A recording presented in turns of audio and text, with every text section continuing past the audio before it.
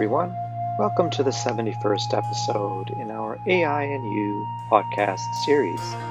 Today is Tuesday, September 14th, 2021, and I'm your host, Vikar Saidi. I'm a computer scientist and engineer, a lecturer, and a consultant. I'm also the author of several books. My most recent book is about artificial intelligence and is titled The Genome Affair. The Genome Affair is a speculative work. It examines what the world might be like if some of the more extraordinary capabilities forecast to be realized in AI over the next 20 to 30 years were actually realized today. Given the growing list of frightening existential threats humankind now faces, the book pays particular attention to the impact AI is expected to have on world affairs. The book is available in ebook format for those who prefer to read on a digital device, but it's also available in a high-quality paperback edition. The Genome Affair is available on Amazon, so I hope you'll take the time to read it and to leave a review. Amazon book reviews are very helpful for writers. I'm very interested in how science and technology influence world affairs and the big questions facing humankind. Studying at the confluence of the great disciplines of human history, political science and thought, international affairs, science and technology offers a deep understanding and pedagogically important lessons of how advances in human endeavor have influenced and impacted civilization.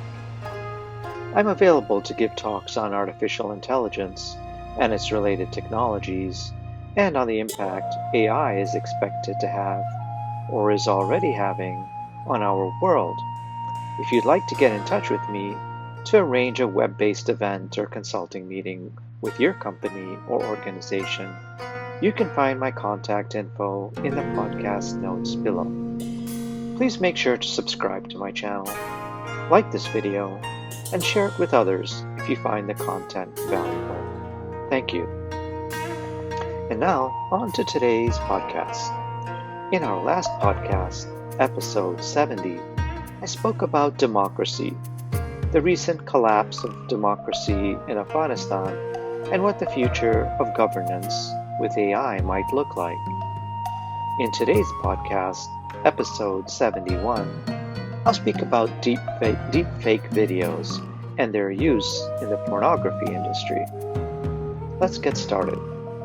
During my lectures on artificial intelligence these past few years, I've tried to emphasize to audiences around the world that AI can and is being used for good in innumerable applications. We see this in healthcare and medicine, where AI can identify pathologies earlier than our best trained radiologists, as well as in the public health, where AI has helped trace people with whom an infected patient has been in contact with.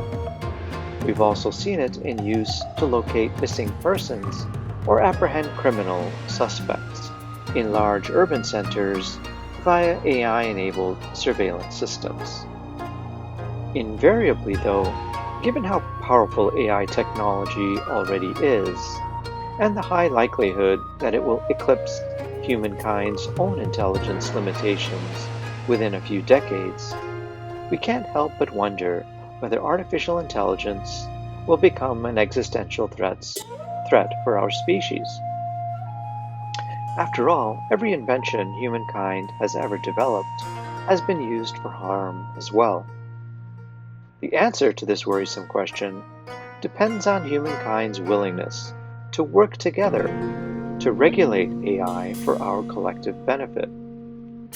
Over the past 2 years, the coronavirus has been an important litmus test as to whether humankind is capable and willing to work together to solve a problem requiring collective cooperation of societies across both developed and developing nations. And it's quite clear that we are failing. Despite immense effort, many people spread fake news about the vaccines and the public health authorities that administer them. And many right-wing politicians exacerbate divisions and fan the flames of controversy, further politicizing and thus dividing the society to the point where large portions of many communities remain unvaccinated in areas with abundantly available supplies of vaccines. This reality does not portend well for our ability to contain climate change or even artificial intelligence.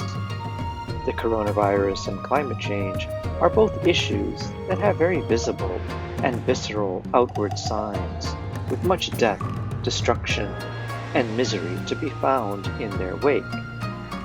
But this is much less the case with AI. With the exception of AI's application in military weapons systems, artificial intelligence tends to behave more like an invisible and odorless toxic gas that envelops society without any apparent sign. And by the time we realize what has happened, we are submerged and it's too late to take any remedial action. Consider, for example, the development of deep fake video enabled by artificial intelligence. For some time now, we have been concerned about privacy and how AI might be used to abuse and exploit people across all social strata, and particularly those who live in the public eye. Initially, we saw people's photos being convincingly photoshopped into places and situations where they'd never been. We then saw the rise of deepfake videos, which appeared to show people, politicians for example, saying things they'd never said to people they'd never met in places they'd never been.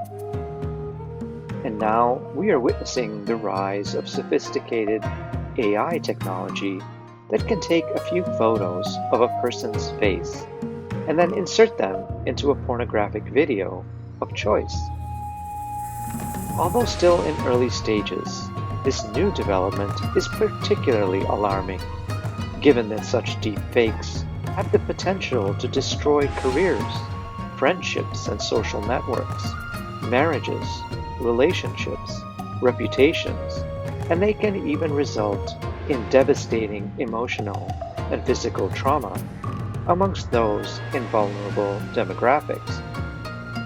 In fact, today, 90% of these AI-enabled deepfake videos target women, with 95% being non-consensual. The websites where photos for deepfakes can be uploaded are not named in published articles, but are known and accessible to those with malicious intent. They're also quite simple to use. A large button on the offender's screen prompts them to upload an image of someone's face, and the AI agent then generates several sample images. This is essentially all that is required. If the offender is satisfied, one more click will insert the supplied image into a pornographic video, and then society will have crossed a new ethical line for the first time. These apps are disconcerting at best, and more likely incredibly destabilizing to society. As quickly as these apps are being taken down, new ones emerge as variations on the same theme. One of these AI-enabled apps currently allows offenders to remove the clothing from an uploaded image of a woman. This app received nearly 7 million visits during August of 2021.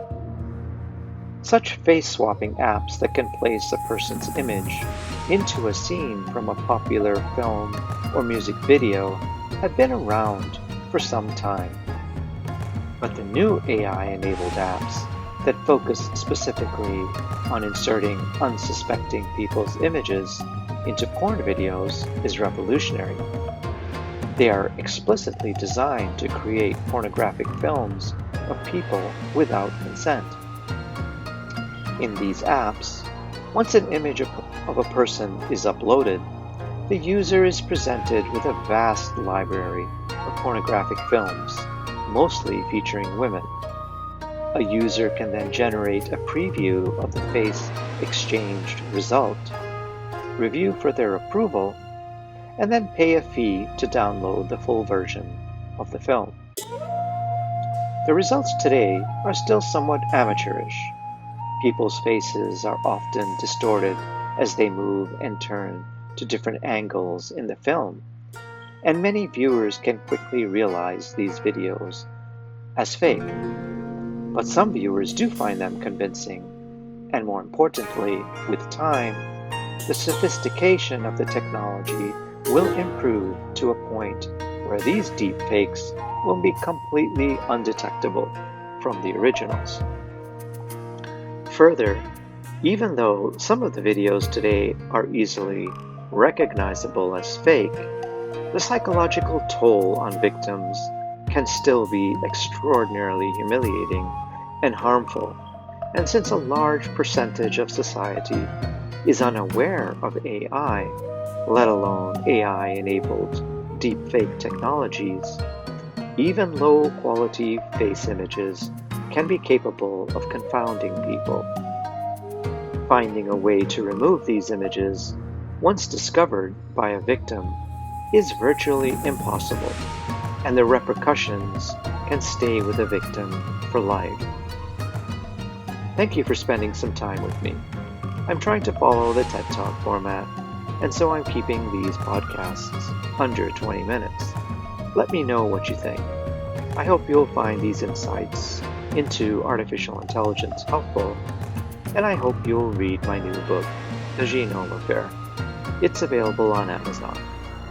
Until next time then, this has been the AI and You podcast with author Vicar Saidi.